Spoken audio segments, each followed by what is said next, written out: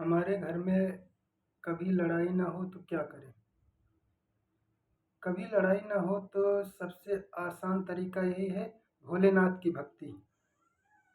भोलेनाथ की भक्ति जो करेगा उसके घर में कभी लड़ाई नहीं होगी। भक्ति का मतलब ये नहीं कि हम रोज जल चढ़ाए वो करे करे उनकी पूजा करें, ये सब करते रहें, उससे नहीं होगा।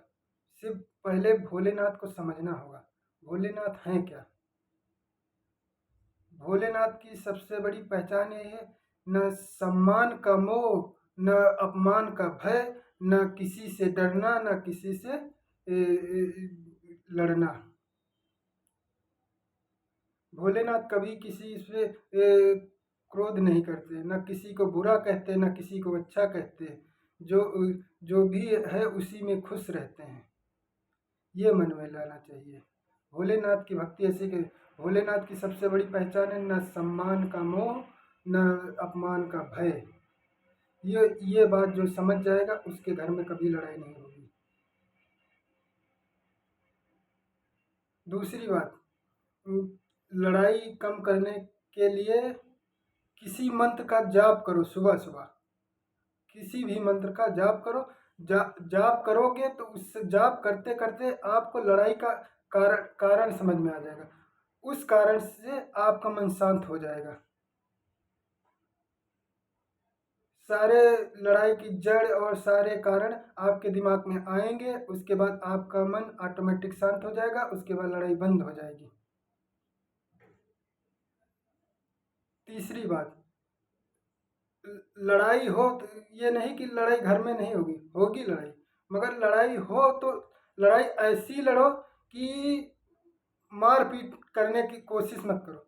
जितनी इच्छा हो उतना लड़ लो, क्योंकि बीमारी कम होने बीमारी होने से ही लड़ाई होती है। लड़ाई करोगे तो उसमें कुछ ना कुछ बीमारी कम होगी। ये मनोविज्ञान का तरीका होता है कि मन को शांति मिल जाती है। ये लड़ाई करोगे उसके बाद उसके बाद मन शांत हो जाएगा। मगर लड़ाई करना तो कभी मारपीट मत करना। उसमें मन से लड़ते रहो। जब आपका दिमाग शांत हो जाए ऑटोमेटिक लड़ाई बंद हो जाएगी। जब खुल के अपने मन की बात कह लोगे, दूसरा लड़ा वो भी कह लेगा, तो उसके बाद ऑटोमेटिक मन शांत हो जाएगा, दोनों शांत हो जाओगे।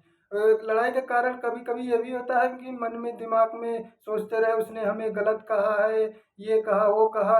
मगर अब लड़ोगे सामने बात होगी तो ऑटोमेटिक समझ में आएगा उसने तो कुछ कहा ही नहीं था, तो हम दिमाग में क्यों ला रहे हैं। और सबसे बड़ी बात है कि किसी को बुरा मत समझो, किसी को अच्छा मत समझो। कोई ज़्यादा बोल रहा है, कुछ कह रहा तो अपने मन में कभी मत लो। मन में लोगे तभी लड़ाई होगी। सबसे बड़ा कारण क्रोध होता है, क्रोध के कारण ही लड़ाई होती है। और दूसरी कारण हमारे समाज में ये भी है कि ये आजकल पौष्टिक आहार हमें नहीं मिल पाता है,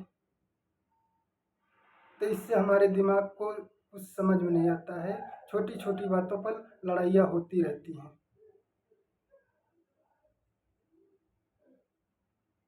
कभी कोई कारण बन जाता, कभी कोई। और कुछ कारण ये भी होता है कि कभी कभी हमारे ऊपर नकारात्मक शक्तियों का प्रभाव पड़ जाता है।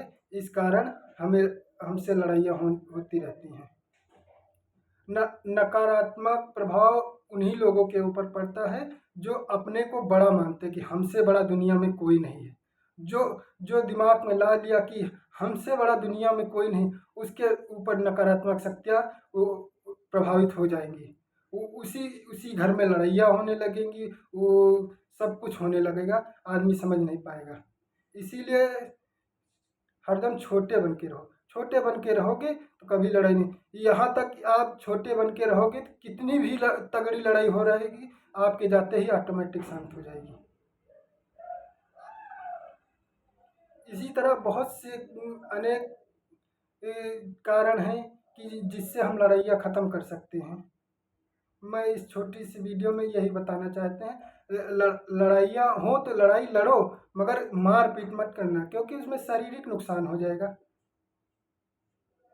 शारीरिक नुकसान हो जाएगा तो उससे को उसके जीवन भर की लड़ाई बन जाएगी। मन से जितना लड़ना हो उतना लड़ लो, उसके बाद मन शांत हो जाएगा, दिमाग का इलाज भी हो जाएगा। कुछ बीमारियां होती उस कारण भी हमारे हमारे साथ लड़ाइयाँ होती हैं। ये मत सोचो कि हम अच्छा करेंगे तो लड़ाई नहीं होगी, होगी सर, होगी लड़ाई ज़रूर होगी, मगर लड़ो उसके बाद ऑटोमेटिक मन शांत हो जाएगा आपको।